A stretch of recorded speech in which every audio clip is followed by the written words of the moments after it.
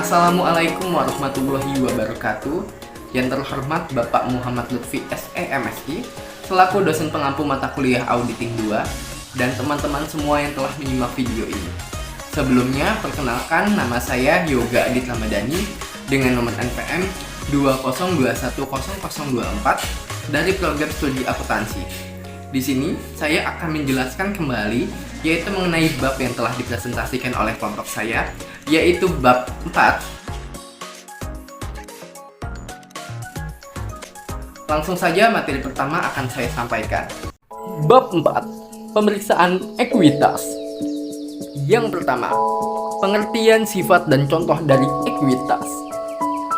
Dalam buku Sukrisno Agus yang berjudul Auditing, Petunjuk Praktis Pemeriksaan Akuntan oleh Akuntan Publik buku 1 edisi 5. Dari segi perusahaan, modal merupakan kewajiban perusahaan kepada pemilik perusahaan.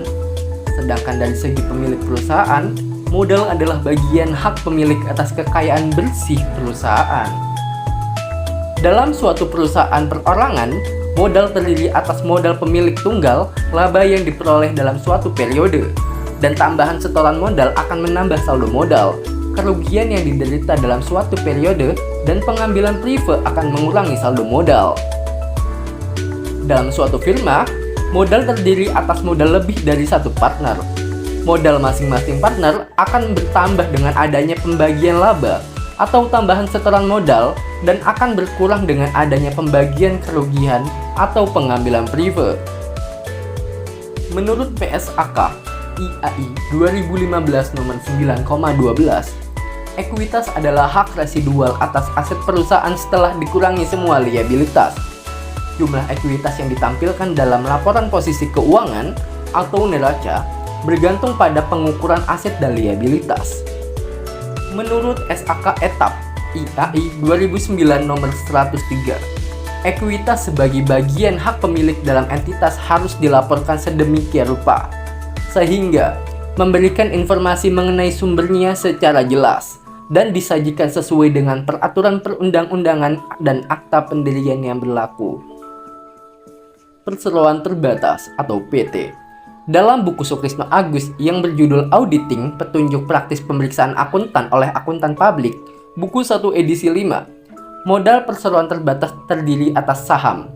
Tanggung jawab persero terbatas pada jumlah modal saham yang disetor pada perusahaan terbatas yang telah disahkan oleh Menteri Kehakiman dan Hak Asasi Manusia. Dalam badan hukum yang berbentuk perseroan terbatas atau PT, permodalannya terdiri atas berikut. Yang pertama, modal menurut akta pendirian yang telah disahkan Menteri Kehakiman, yaitu A. Modal dasar, B. Modal ditempatkan, C. Modal disetor.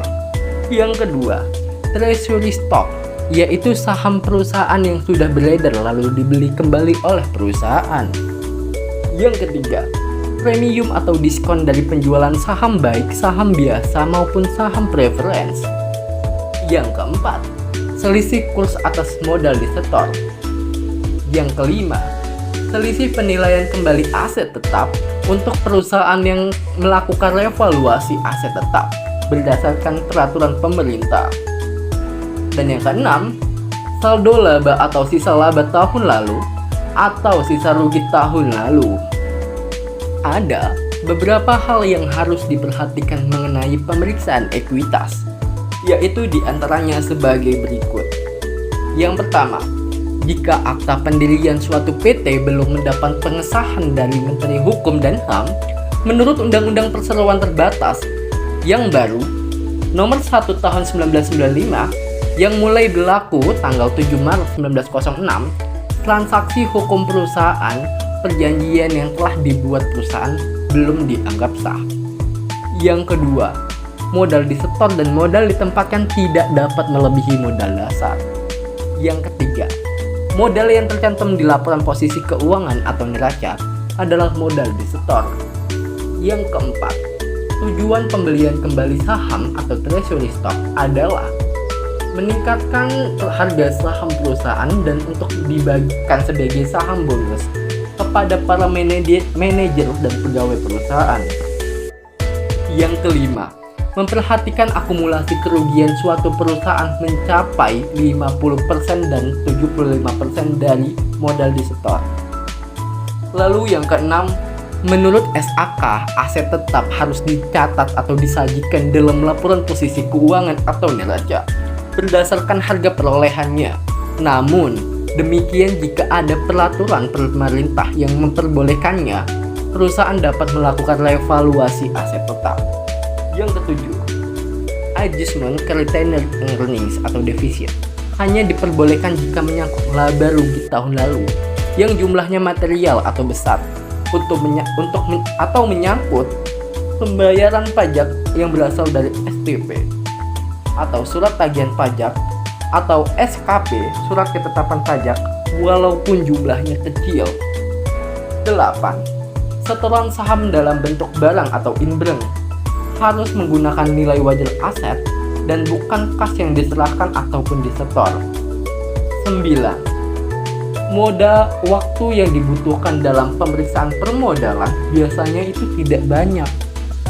Lalu, apa sih tujuan dari pemeriksaan ekuitas itu? Tujuan pemeriksaan ekuitas adalah sebagai berikut. Yang pertama, untuk memeriksa apakah terdapat internal kontrol yang baik atas ekuitas, termasuk internal kontrol atas transaksi jual beli saham, pembayaran dividen, dan sertifikat saham. Yang kedua, untuk memeriksa apakah struktur permodalan yang tercantum di laporan posisi keuangan itu sudah sesuai dengan apa yang tercantum di akta pendirian perusahaan. Yang ketiga, untuk memeriksa apakah izin-izin yang diperlukan dari pemerintah yang menyangkut ekuitas, misalkan dari Kemenkumham, BKPM, BKPMD, dan lain sebagainya, itu telah dimiliki oleh perusahaan. Yang keempat, untuk memeriksa apakah perubahan terhadap ekuitas telah mendapat otorisasi baik dari pejabat perusahaan yang berwenang, seperti direksi atau dewan komisaris, rapat pemegang saham, maupun dari instansi pemerintah. Yang kelima, untuk memeriksa apakah setiap perubahan pada retained earnings atau accumulated losses didukung oleh bukti-bukti yang sah. Keenam, untuk memeriksa apakah penyajian ekuitas di neraca sesuai dengan prinsip akuntansi yang berlaku umum di Indonesia, yaitu SAK. Dan hal-hal penting sudah diungkapkan dalam catatan atas laporan keuangan. Audit prosedur yang disarankan dalam buku Sukrisno Agus yang berjudul Auditing Petunjuk Praktis Pemeriksaan Akuntan oleh Akuntan Publik buku 1 edisi 5. Yang pertama, pelajari dan evaluasi internal kontrol atas permodalan dan transaksi jual beli saham. Yang kedua, minta salinan kopi dari akta pendirian, SK pengesahan Menteri Hukum dan HAM, SK BKPM atau BKPMD, SK Bapepam atau LK, SK Presiden untuk disimpan dalam permanen file. Yang ketiga, cocokkan data yang ada dalam akta pendirian tersebut dengan modal yang tercantum di laporan posisi keuangan dan penjelasan dalam catatan atas laporan keuangan. Yang keempat, untuk pemeriksaan yang baru didirikan dan perusahaan yang mempunyai tambahan setoran modal dalam periode yang diperiksa, periksalah bukti setoran dan bukti pembukuan lainnya, serta otorisasi dari pejabat perusahaan yang berwenang dan instansi pemerintah. Yang kelima, jelaskan dalam kertas kerja pemeriksaan, yaitu berapa modal dasar, modal ditempatkan, modal disetor, serta premium dan diskon dari penjualan saham, jenis saham dan rincian pemegang saham. Dan yang terakhir, periksa dokumen pendukung dari setiap perubahan dalam perkiraan retained earnings atau defisit untuk mengetahui apakah perubahan tersebut sudah diotorisasi oleh pejabat perusahaan yang berwenang dan apakah adjustment ke retained earnings atau defisit memang reasonable dan jumlahnya cukup material. Lalu, yang terakhir tentunya, yaitu kesimpulan dari bab 4, pemeriksaan ekuitas. Berdasarkan hasil pembahasan yang telah saya paparkan, maka saya tarik kesimpulan bahwasanya ekuitas adalah hak residual atas aset perusahaan setelah dikurangi liabilitas. Jumlah ekuitas yang ditampilkan dalam laporan posisi keuangan itu bergantung pada pengukuran aset dan liabilitas. Ekuitas juga sebagai bagian hak pemilik dalam entitas harus dilaporkan sedemikian rupa, sehingga memberikan informasi mengenai sumbernya secara jelas dan disajikan sesuai dengan peraturan perundang-undangan dan akta pendirian yang berlaku. Modal saham juga meliputi saham preference, saham biasa, dan akun tambahan modal di setor pos modal lainnya.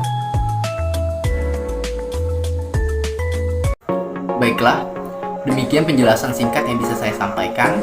Saya minta maaf apabila ada kesalahan kata ataupun perkataan yang dirasa kurang jelas. Kepada audiens yang mohon ampun. Akhir kata saya ucapkan terima kasih.